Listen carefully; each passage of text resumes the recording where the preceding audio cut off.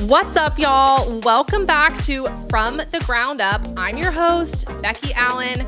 Quick little announcement before we really get into the episode today. This is episode 45, which is mind-blowing to me. I cannot believe I've done 45 episodes of this show. And the last episode of season 1 of the podcast. I'm going to take a break over the summer just to, have a little slow summer. And I am so ready for it. It's just, I feel like I live my life in seasons, with the school year. I'm like, I push and then I want to take a break and then I push and then take a break. So I'm going into my summer break season, but season 2 is coming in the fall and it is going to be so good.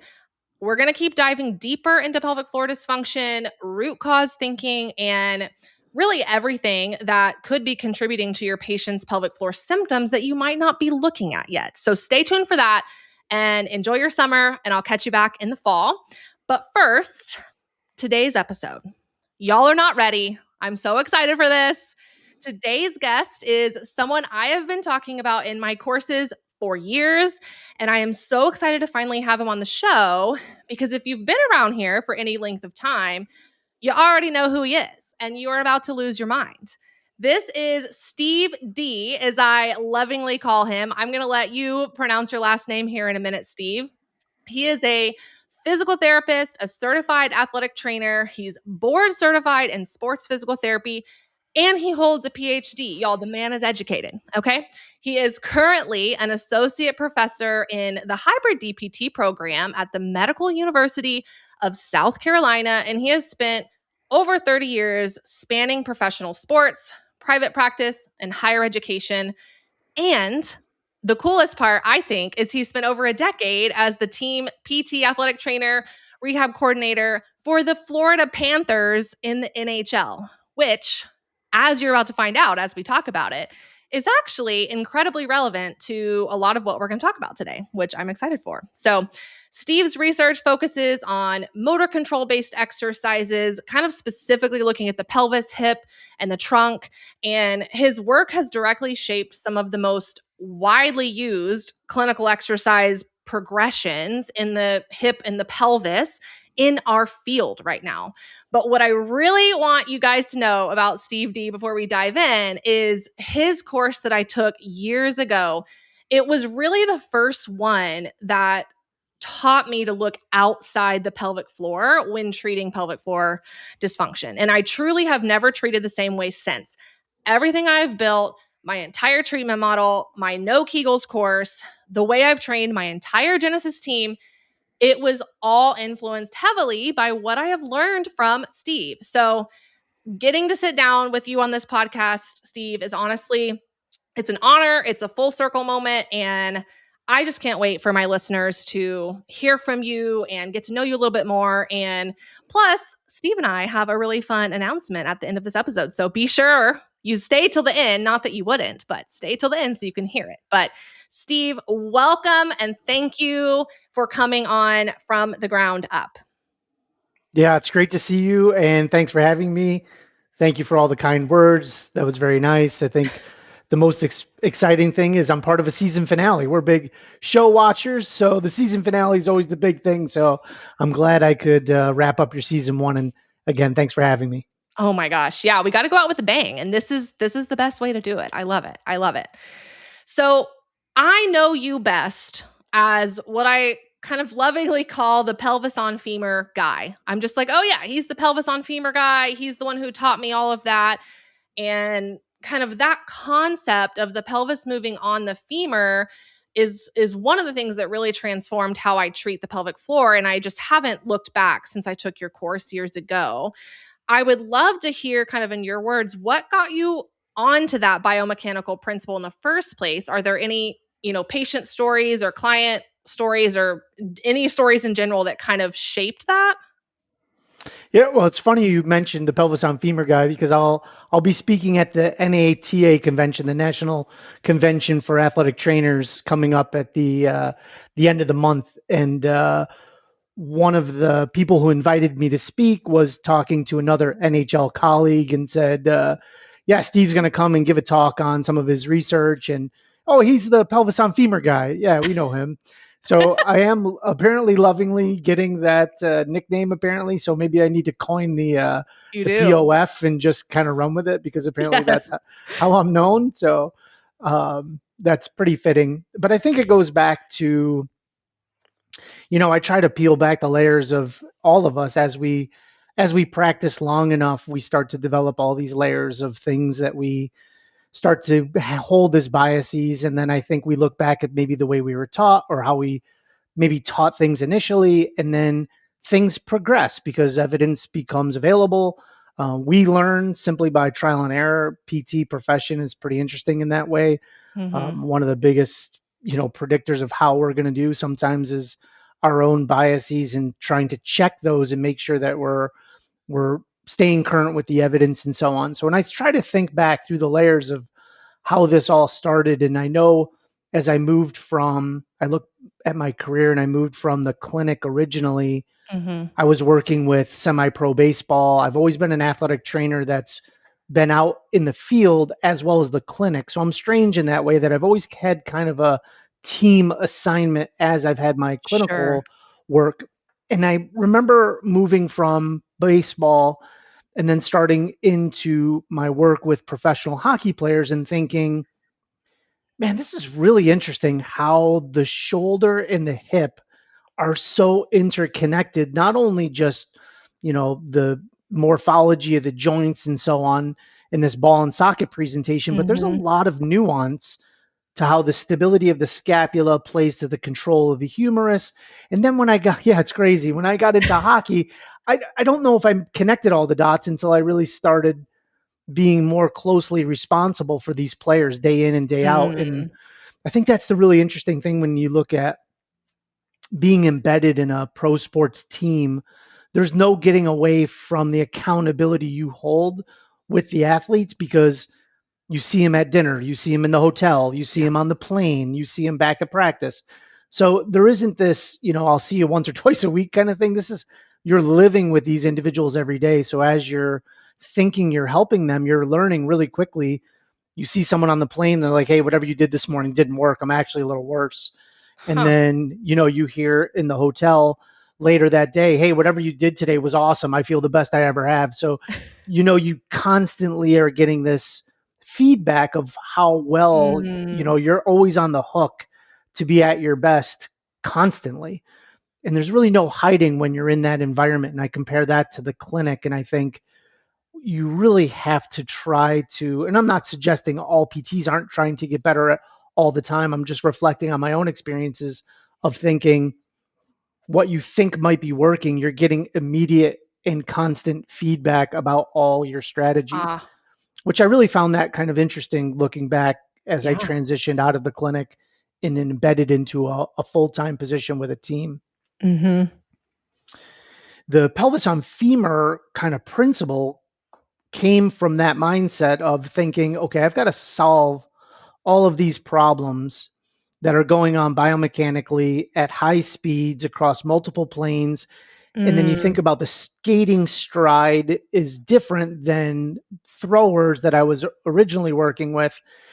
And then I got to thinking, I'm like, this isn't really much different. The pelvis almost acts exactly like the scapula, and the Yes. deceleration of an internal rotating lever like the humerus during the throw is Hmm. really similar to the deceleration of the femur underneath the acetabulum.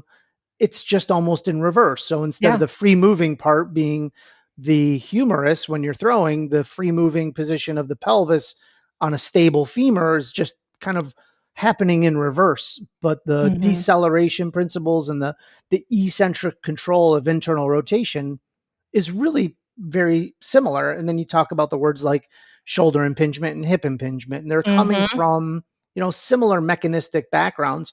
So I think that was the transitional period in my mind, thinking, okay, if these things are so interrelated mechanically, then can we use some of the same procedures we work with throwers? Can we apply that to the lower extremity? And I quickly learned there wasn't a lot out there about the deceleration of a internally rotating lever in the lower extremity like there is in the upper extremity. Yeah. And that kind of led this splinter of I want to study it, but I also need to treat it right now. Yeah. So I'm in a job where that is my sole responsibility, is to control all these decelerating forces. But I also Mm. now I'm interested is, why isn't this being looked at specifically this way? So that was kind of maybe the aha moment for me, that, okay, this works differently in the lower extremity, but we're not really attacking it under the same mechanistic ways that we would in the upper extremity. And I thought that was interesting. Man, I mean, I see that in my own practice. I don't necessarily treat baseball players and hockey players or things, but I do treat active women and active moms who are having symptoms. It might not be hip pain, it might not be low back pain, but it could be. But they're specifically, seeing leaking or pressure type symptoms with activity. And implementing a lot of the stuff that I've learned from you of just training the range of motion and the control of that range of motion, because some of them don't have the range of motion. So we have to get the range of motion first. Some of them have it, but they don't control it. So then we have to train the eccentric control of it. But that is what really has taken my patients' results, across what I call their finish line. Because in their heads, they always have a goal of, well, if I just reduce my leaking, or if I just maybe don't think about it all the time, but we go past that into it actually being fixed for them, and they never have to think about their pelvic floor. And that's something else that I want to get into later, is just the thought of the pelvic floor contraction and stuff, but I'll save that for in a few minutes because I'm just getting excited. I'm getting ahead of myself. But, going back to the hockey, I don't know. That piece is something I remember about you from whenever I first met you. And it's funny because I don't necessarily even like hockey. I never watched hockey. My husband loves hockey. We're in Dallas, so he's a big Stars fan. And he'll tell you, he would even tell you he knows who Steve D is, because every time we go to the hockey game or I watch it, I'm like, Steve D, and I tell him all about the pelvis and the things. But I would love to hear, what does that look like with the hockey players? Because, I'll watch them and especially the goalie. The goalie will sit in internal rotation and the W sit. And I'm just like, what is actually happening? So I would just love to hear, kind of clinically, or, on the ice or in rehab, whatever that looks like. What is actually applying this look like to a hockey player who needs a lot of that IR and a lot of the control of the IR? Yeah, and that's really the transitional conversation between me being a sports ortho person, and then, how did you, I get asked a lot, how did a guy that doesn't do internal work, that doesn't really have a pelvic floor background, how did you get Mhm. into working with Herman and Wallace, and how did Yeah. you start applying this to the pelvic floor? And I think it was out of necessity, because the Mm. hockey players deal with, as you know, a lot of stuff in the lower quarter, pelvis related, from hip impingements to sports hernias to chronic adductor tendinopathies and Mm. osteitis pubis. And a lot of these are crossovers to Mhm. pelvic floor pathologies. And I Yeah. remember specifically thinking, when I was working with these hockey players, I don't want to say it was easy, but it felt more natural to deal with the tendinopathies and the hip impingements, because I was a sports ortho person. I felt like I Sure. understood biomechanics and forces across the pelvis. But then we started to deal with, we look back at maybe the turning point of when sports hernias became a thing. And um, you start to think about Dr. Myers up in Philadelphia and Donovan McNabb being maybe one of the first people where was maybe coined this term. And now it's an international thing that people talk about pretty commonly. But back then, when we were seeing it in hockey, it was one of these things that was sneaking up on everybody, and not everybody understood the mechanisms behind it. And Dr. Myers was really just one of the first people talking about it, and the surgery was becoming more prevalent. And then that problem was leading into a host of pelvic floor issues with these hockey players. And even to the fact where some Mm. of them were going over to Europe to have a very particular technique that was leaving them without muscular control to the testicles. And that was part Huh. of the solution. And then when you started to, again, peel back these layers to figure out what was going on mechanistically, but we were dealing with some of the aftermath of this stuff from a clinician standpoint, I was reaching out to the pelvic floor community. And there was a Mm. clinician in South Florida that I was leaning on, and a good friend of mine was also a pelvic floor therapist at the time. And I was leaning on some of these clinicians for resources and saying, hey, these are some of the things that I see that I'm dealing with that are in your realm. And then I had to start learning this crossover understanding between these two kind of specialty areas, if you will. And then that was interesting because that led to the conversation of, well, Steve, you've learned the pelvic floor stuff from us, but the things that you're doing treating the hip and pelvis directly influence the pelvic floor that maybe we don't look at close enough. And I think that conversation kind of launched this. And the person that I was working with was part of the Herman and Wallace community already. Sure. And they said, you should probably put something together because I think there's a lot of pelvic floor therapists that could be looking at things a little differently like you do. But at the same time, you're learning a lot about the intricacies of the pelvic floor itself. And that was kind of the launching pad of how my career started to take that turn down pelvic floor, but still keeping maybe my philosophical basis of trying to mediate these forces at high speeds with hockey players.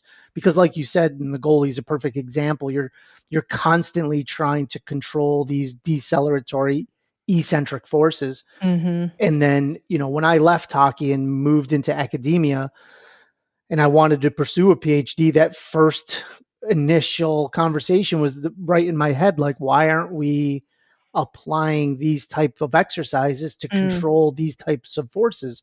And that led to a series of systematic reviews of, is this really true? Do we really not look at it this way? And that question launched my kind of my thesis of, do we approach this part of the body trying to control forces? And going back to the baseball players, that seems pretty logical, and that teases itself out in the literature. But then when you look at the lower extremity, ACLs, patellofemoral, femoral acetabular impingement, we take this single plane, concentric, let's make it stronger, that'll work. And as we know, that's not that simple, but that's kind of the transition I went through from trying to control all these forces on a daily basis, just working on my athletes, trying to make them, more resilient to injury, but also potentially improving performance through movement efficiencies. Could I make them move better? And if I did, could we build a performance platform on top of that, make them bigger, faster, stronger, but with better motor control and better understanding of how the body moves and to control those forces? It's that concept of proximal stability for distal mobility, right? I remember I learned that, and it makes sense, but are we actually applying that? And I think you're right, looking at traditional rehab, we're not looking at the proximal stability first. We go right into the distal mobility and strengthening. So one piece of that I would love to hear your perspective on is the obturator internus muscle. So, kind of its role in all of this, because from a pelvic floor perspective, it shares fascia with the pelvic floor muscles and the bladder. It plays a vital role without being, a true pelvic floor muscle. And so many of us pelvic floor therapists, I can speak for all of us when I say we consistently find it tight, tender. Usually there's a trigger point in one of them, sometimes both, depending on the patient. It refers pain. It can look different from patient to patient. It can refer pain to the tailbone. It can go up to the pubis. It can go into the adductor. It can be in the hip. It can refer pain to a lot of places. It can even cause bladder urgency. What might be happening here with the obturator internus? Why is that so common? And how can we use your principles to treat that muscle? Yeah, and it's funny you bring it up that way because I can remember specifically having these conversations way back when with some of the pelvic floor therapists. And, as a sports ortho person that doesn't do internal work, I've always been received very well in the pelvic floor community as a guy, and also someone who doesn't do exactly what all of you do. But I've always felt this collaborative spirit from people wanting to kind of maybe look at it from this sports lens and then think about, okay, I know what I already know, but then you listen to what this guy is saying and they're like, okay, those two things go together pretty well. And I can remember having those conversations early on with some of the pelvic floor therapists, and we would talk about the obturator. And, again, thinking about going back to my background in baseball and then thinking about, okay, the rotator cuffs, one of its primary jobs is just dynamic stability and congruency between the humeral head and the acid or the glenoid. And then you think about the hip, and the hip has its own rotator cuff of all the deep hip rotators. Mm-hmm. And if you look at the obturators and how they work, it's always been described as almost an attachment that pulls the helmet onto the head and then pulls the chin up into the helmet. And this nice kind of like screw home mechanism dynamically that's happening to provide a dynamic stability at the hip. And I remember having these conversations about the pelvic floor and some of my athletes having pain, and we would have these conversations about, okay, what did you do to treat it? And they would tell me about their internal work, and then they would talk about some of the exercises. And I just remember having a conversation thinking, I understand where you're going with all that, but that's really not how it works once you're upright and Mm-hmm. walking. The obturators and the deep hip rotators are not responsible for these concentric Right. prime moving events. They're responsible more, just like the rotator cuff, is these deceleratory compressive activities, but we don't match our treatments Mm-hmm. to that. And that's where a lot of my specialized, I call them specialized, but I think some of my exercises were developed out of necessity, trying to understand Yeah. what was in the literature. That wasn't really that helpful because we know clamshells and these things, they have their place, Mm-hmm. but then they need to be progressed to a level of, we talk about this crossover between motor control and strengthening. And the Mm-hmm. literature is pretty clear on this. Strengthening alone doesn't help create biomechanical efficiencies, Mm-hmm. especially during upright activities on a single limb. Sure. And I spent a lot of time researching all of that. And when we get to the bottom of that and we start thinking about, okay, well, if strengthening alone is not going to provide the dynamic responsibilities for the obturators, what could we be doing differently? And then you start thinking about going back to this idea of the pelvis on the femur. Do we really try to attack the obturator in such a way that the femur is stable and it's got to control its acetabular congruency over the femoral head? And then you start having that conversation and you start looking at the literature, and we're like, okay, these things, there's a disconnect somewhere. Mm-hmm. And just like you said about the proximal stability, and you really think about this position being the acetabulum acting like a scapula, where it's got to remain somewhat stable, but during Mm-hmm. ground reaction forces, it's creating this. You've heard me mention this pelvic pronation idea, that this Yes. idea of it's got to control three planes of motion under extremely high loads, but it Mm-hmm. still has to accommodate ground reaction forces. So it can't just be still. Yeah. So we say stable, we mean really dynamic resiliency. It has the ability to absorb these forces, Mm-hmm. but then get itself into a position where it has a mechanical advantage to create propulsion. And whether that's just walking, running, cutting, jumping, Mm-hmm. my interest came from looking at it, what's happening on a single limb. And that's, I think, where we start talking about, okay, if we want to control some of these things from a motor control perspective, the exercises have to look different. And I always go back to the simple analogy of juggling. We used to tell our strength coaches, if you can't juggle, you can make somebody as strong as you want and spend as much time in the weight room. But as soon as you go back to that one task specific activity, they don't have any Mm. better understanding of it. So Yeah. if we really want this complexity from the pelvis into the lower extremity, we've got to build that motor control side. And it would be nice, I think, simultaneously, if we could build capacity through the Mm. obturators and get them to do their job better, but more in a native position like it Yeah. works when we're on a single limb. Yeah. When we're moving through life. Yeah. I have this whole loving concept of, it's funny, I don't really think in words. I think in like pictures and movies, which my team thinks I'm weird for it, but whatever. But I can see the kinetic chain, right? From the ground up. That's why my podcast is called From the Ground Up, because movement, human movement, and treating any symptom from the toe up, we have to take into account the forces and the translation of forces from the ground up, because that's how we move through life.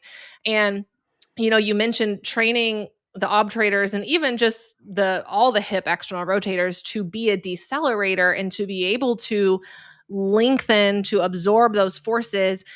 I teach this concept to my patients. I teach this concept to, in my course and some of my workshops and things. I liken it to like a peg leg pirate. It's like anywhere up or down the chain, whether it's at the midfoot, at the ankle, at the tibia, at the knee, at the femur, at the pelvis, wherever it is, like that kinetic chain has to have mobility and control of that range of motion eccentrically to absorb the force and transfer the force. And so that's a big, huge concept I teach, that yes, we do have to look at the pelvis, obviously, and the pelvic floor muscles, but look down at the foot and the ankle, look up, how is the trunk and the rib cage contributing to all this? So I just wanted to add my 2 cents on that concept of, yes, we're trying to control those forces, but not by lack of like motion and mobility. It's actually by a control of that motion and mobility throughout the kinetic chain. And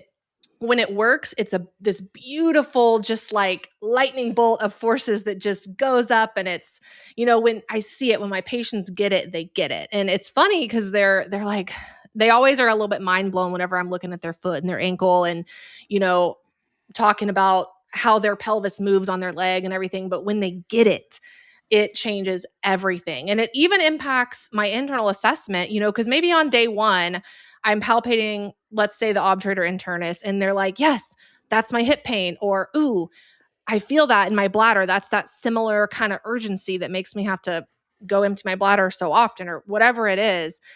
I'll give them some of these exercises, and then a few weeks later, a couple sessions later, I'm reassessing and I'm palpating, same spot. And I'm like, do you notice anything? And they're like, no, it feels like nothing. And I'm like, the trigger point's gone. And, oftentimes I didn't have to do any or a ton of internal release. I can dry needle the obturator. I can dry needle anything, but it's not my first go-to. But oftentimes we don't even have to, because if we just get their leg and pelvis moving in the right way and get them a little bit more springy and rotatey, everything kind of reorients itself and fixes itself. So, I could go on and on. That's my favorite thing. It just makes me smile ear to ear. I literally love it. But I would love to kind of move a little bit above the pelvis. There's research. You and I talked about this recently. There's research on the TA, the transverse abdominis, and this idea of pre-contraction. So engaging the TA maybe before you lift, before you work out. Some of my patients have been taught to do this when they run. I'm like, oh my gosh, immediately no. But there's research showing now that this kind of pre-contraction, pre-stiffening of the trunk and of the abdominals is likely unnecessary. And it might actually be leading us to poorer performance. So I would love to hear kind of from your orthopedic and motor control background, kind of what is your take on that kind of pre-TA contraction as a strategy? Why do we keep defaulting to it, even if the evidence is showing probably not the best thing to be doing? Yeah, I mean, there's lots of layers there and nuance to that conversation, but I think you're right. The literature, I think, is moving pretty clearly that this bilateral idea of contracting is probably not the most efficient way to move.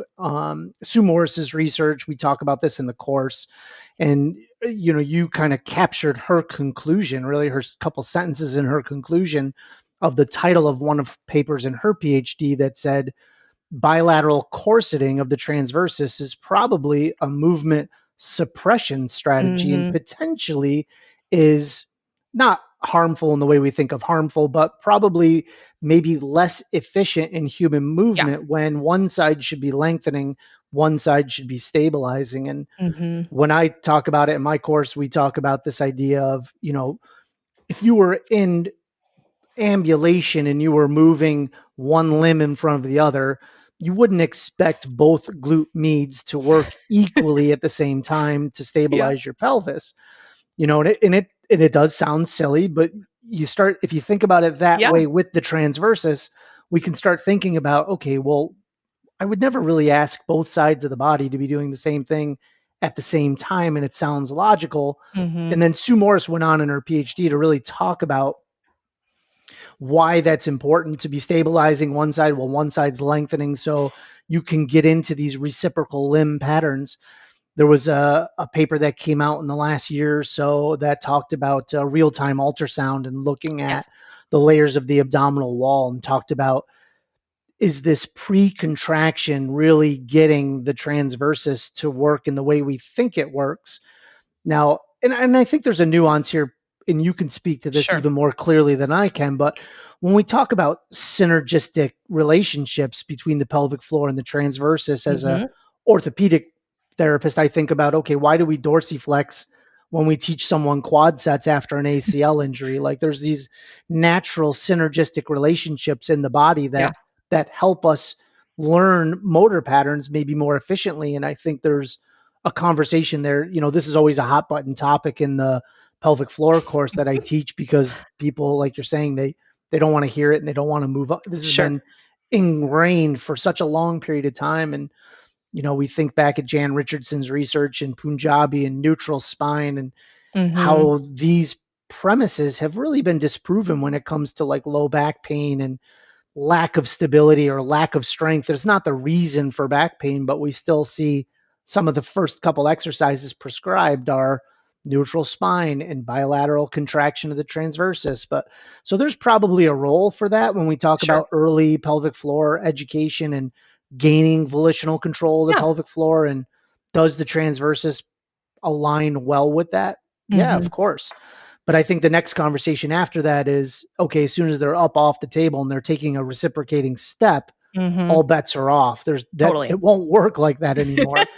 And if most of us can agree right there that say, okay, it's not working like it did when they were laying on their back on the Sure. table, now we can start to maybe develop a process of maybe what is the best strategy then.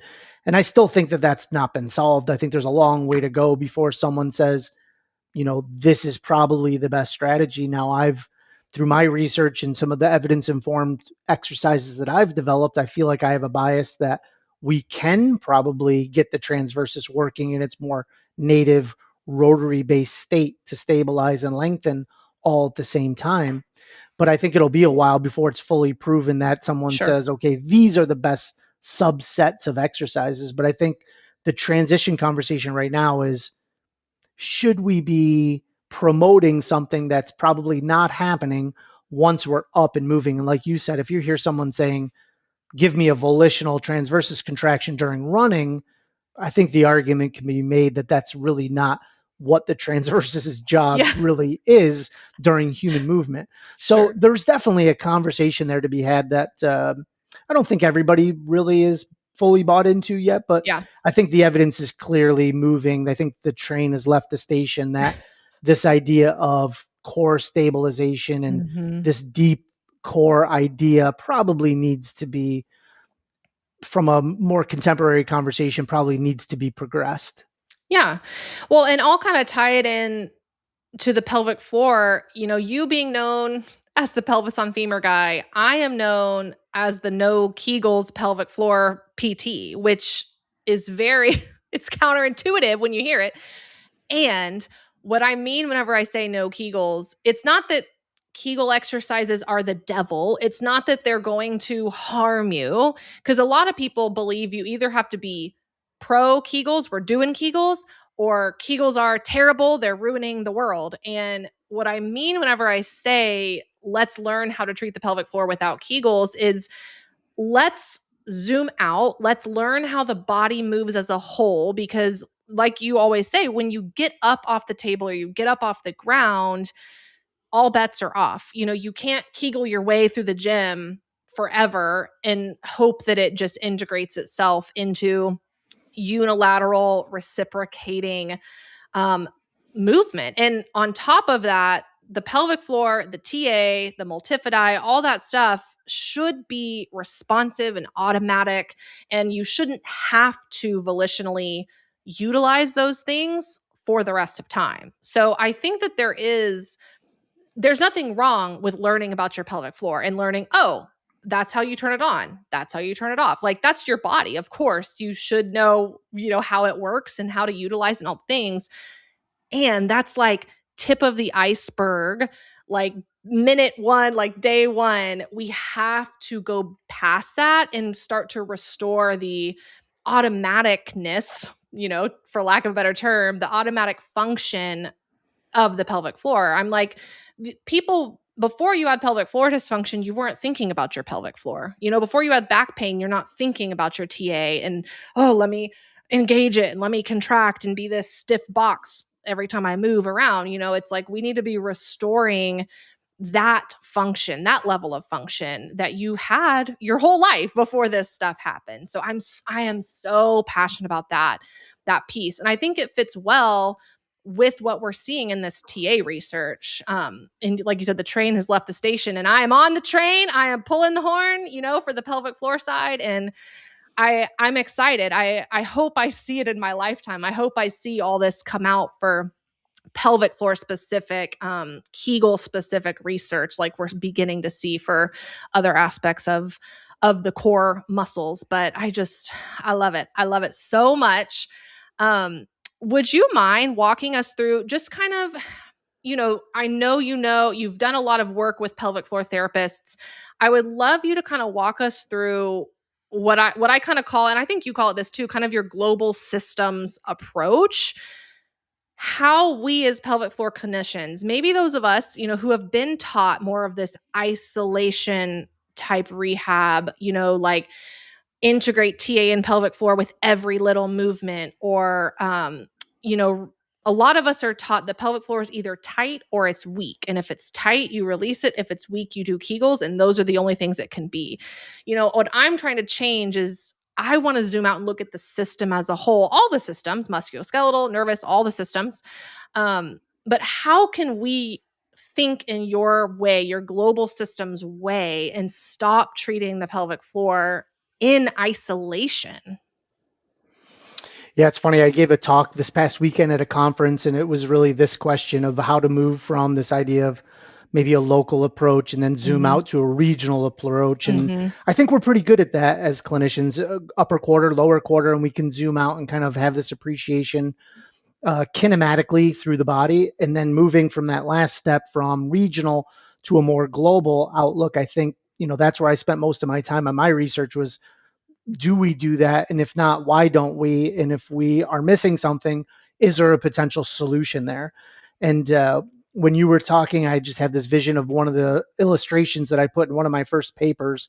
And it talks about, the reciprocation of the trunk, the reciprocation of the arms, the reciprocation of the legs during running gait, and then looking at the pelvic position on the femur. Where's the femur going? What position's the foot going in? And you see all these arrows moving across the kinetic chain. And one of my first editorials in the BJSM was, is there a way to control all of these decelerating arrows simultaneously?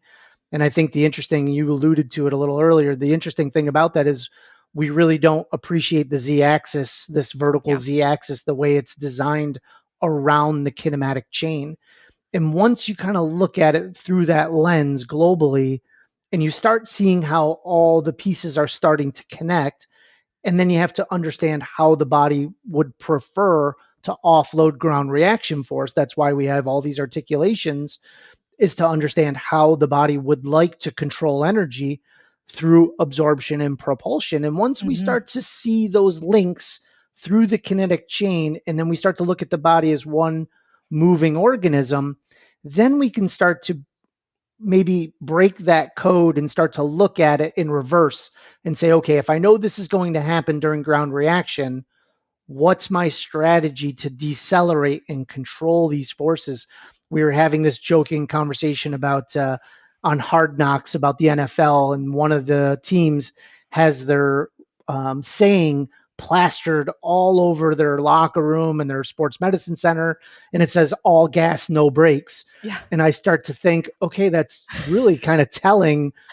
I'm sure that's not, I understand the premise behind why that's important in athletics, but when you start thinking about that from a sports medicine standpoint and a clinician standpoint, you almost have to reverse that conversation, because you've got people trying to make athletes bigger, faster, stronger, which is great, but without the ability to control all of these forces, there is the argument that maybe they're more susceptible to injury and maybe they're less efficient in performance development. So again, I think this idea of looking at the kinetic chain as an entire global understanding as a system is really important. But I also don't think it takes away from the importance of understanding local control across Totally. each one of these individual segments. So if you can see this movie from front to back and in reverse, understanding how it's going to end up when ground reaction forces are introduced, and then understand what each segment's responsibility ultimately is, now I think you've got a very well rounded arsenal of I could dive into the ankle and understand how it takes ground reaction force and turns it into propulsion. I could do that at the knee. I could do that at the hip. I could do it at the pelvis, at the low back, the SI, and onward and upward through the extremities. And I have a bias of how the upper extremities drive some of the lower extremity kinematics. So, you can take this at any stopping point along the kinetic chain, unwrap it, and say, okay, the hip might not have the ability to fully internally rotate to decelerate these forces. Hence, now you've got all the other muscles trying to jump in to do not their original job, but trying to help to control forces. And this is where you start to see the dysfunction start to unravel. So I'm not saying it's an easy thing that we have a responsibility to do in terms of understanding all the individual joint responsibilities. But then when you start to back those out and you start looking regionally, I think things get even more complex. And then you back out another lens and you start to look globally, the complexity is overwhelming. So I'm not suggesting that this is an easy thing that we'll have solved through randomized controlled trials in a short period of time. Yeah. But I think anybody that's responsible for, and I remember sitting in the my pelvic floor education. I've gone through the training, but I just never really had the desire to do the internal work. Sure. But I've heard the training from the other side, and I remember sitting in the classroom and someone was asking about, their running and people that were having stress urinary incontinence and how does the foot incorporate to this type of problem. And I remember thinking, the person's answer was, well, let's not worry about the foot until we worry about what's going on locally at the pelvic floor. And I just remember thinking as a sports therapist listening to this, I'm like, well, I'm not arguing that that's not important, but I'm also arguing that's probably somebody that doesn't have a full understanding of the entire kinetic chain. So if you want to live at that one area of the body and try to treat it, it does come with a specialty responsibility. And that's why everyone goes on for additional training. But then when you think about, okay, of course, the ground reaction forces at the foot are going to have an impact on what's happening up the kinetic chain. It's a much more complex conversation. So Totally. I think that, when we back up and have this three-dimensional appreciation globally, it's super important. But I think on the other side of that coin, I also think to myself, it doesn't help if you don't have a responsibility and an understanding of all the local to regional responsibilities as well. Oh my gosh. Don't get me worked up with this foot thing, Steve. I have run multiple workshops on the foot and the pelvic floor connection. It's a huge piece of the puzzle.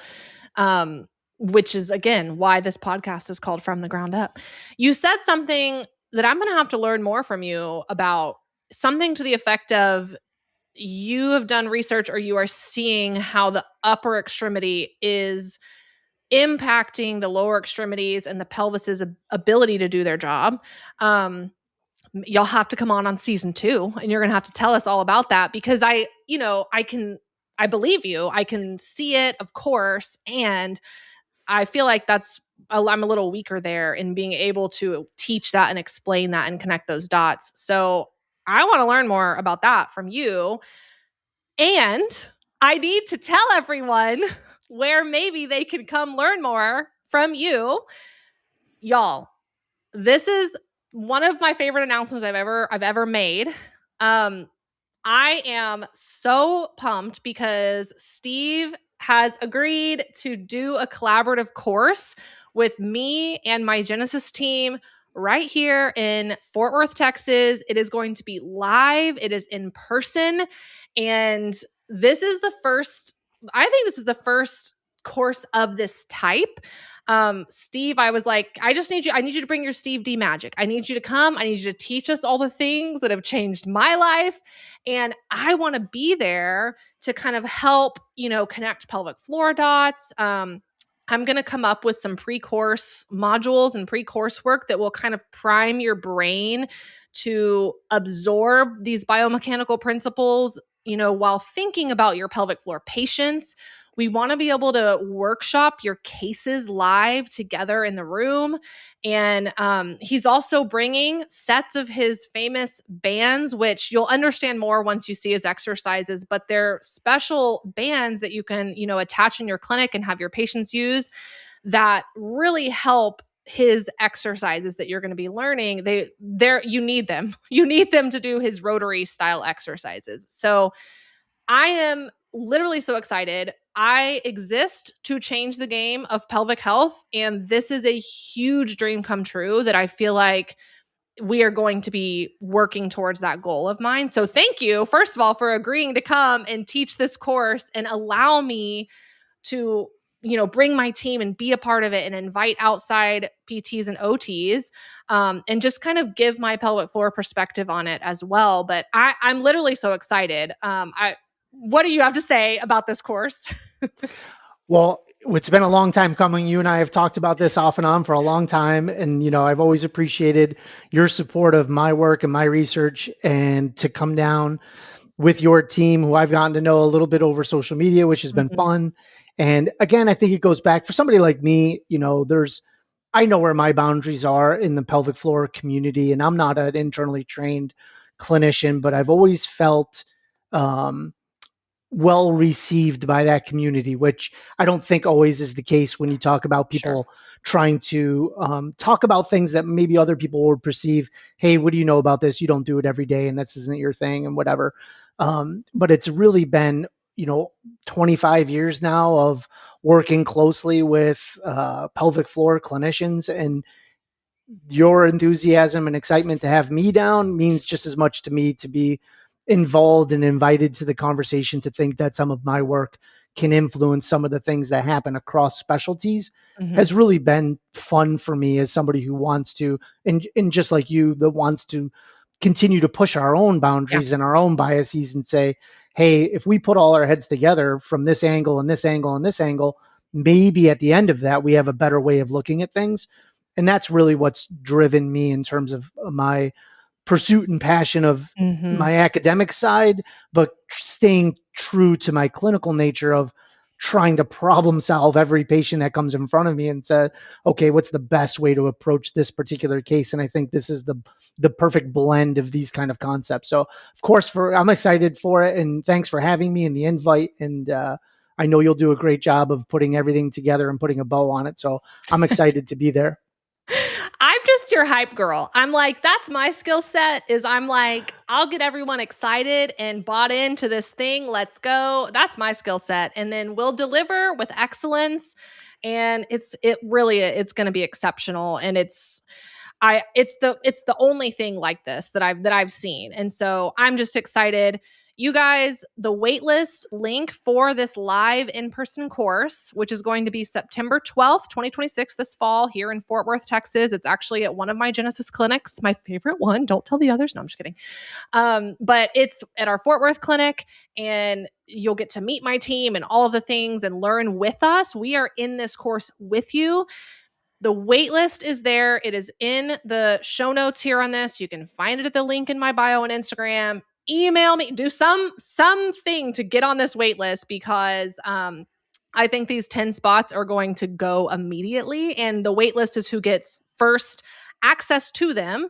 And you guys are going to get a pretty significant discount if you show up on the wait list and purchase on the wait list. So link is there. Get on it. Registration will actually open in early July, on July 6th. I think that's a Monday, July 6th. And that's to the waitlist only. So make sure you're on it. Please share this episode with other pelvic floor therapists who would love this information or maybe need to learn this information, right? But share it. That is how we push our field forward, is by sharing and, helping others to come along with us. And really, that's one of my values, is better together. And so that's a great way that I like to ask you guys to live that value out with me, is to share it. Share what has helped you with other therapists. And that is how we will all be better together. So Steve, thank you so much for coming on. This was incredible. I know people's brains were exploding, and I cannot wait to officially shake your hand and meet you in person. I know we've been chatting all the time over the years, but I'm excited for that. But thank you so much for your time. No, it's my pleasure. Thanks for the invite. It's always great to talk shop. So thanks for that. Yeah. All right, y'all. Well, do your thing. Share the episode. Get on the wait list. And let's change the game.